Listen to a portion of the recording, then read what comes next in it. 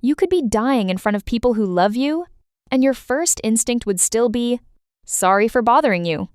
Your phone is right there. You could call, you could ask, you could say you're struggling. Instead, you convince yourself you'll handle it.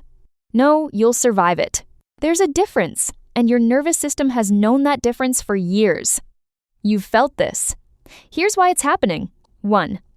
You believe your needs will eventually cost you people, not just their patience. This is the wound underneath everything else on this list. You expect expiration dates on love. You believe people will eventually realize you're too much, too emotional, too needy, too complicated. So before they can leave, you leave emotionally first. You stop texting, stop asking, stop sharing. You slowly disappear while convincing yourself you're protecting them. You're really protecting an old wound that keeps pretending it's wisdom. Dr. Stephen Porges' polyvagal theory offers a useful lens here. Your nervous system doesn't distinguish between social rejection and physical danger. Both get filed under threat.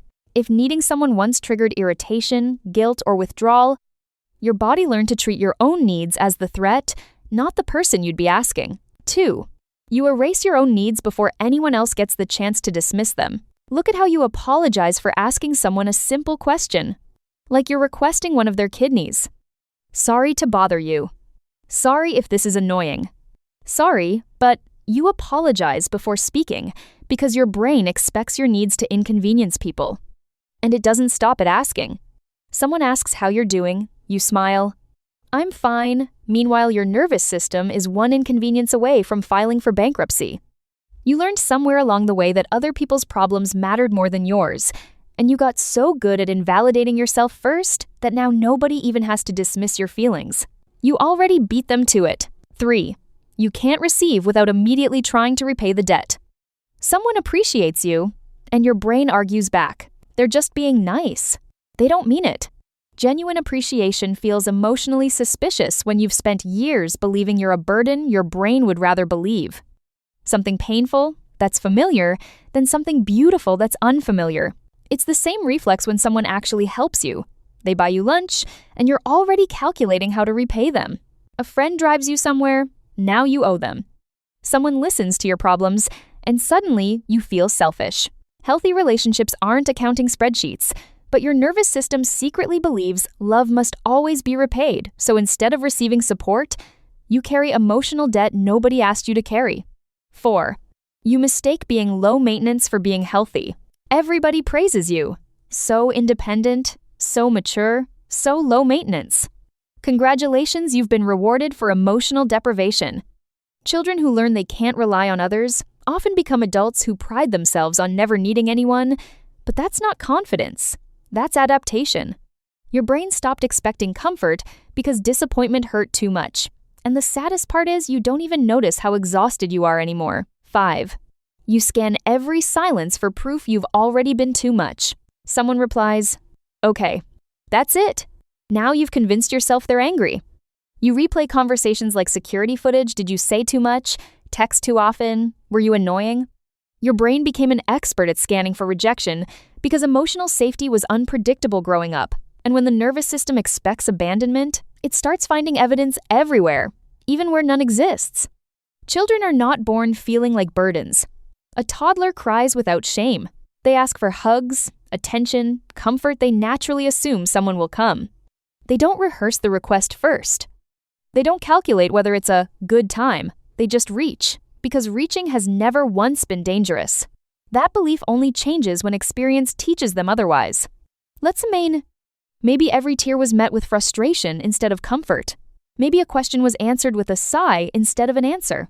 Maybe your caregivers loved you genuinely, in the ways they knew how but were emotionally overwhelmed themselves, stretched by their own unresolved history, running on empty long before you ever asked them for anything.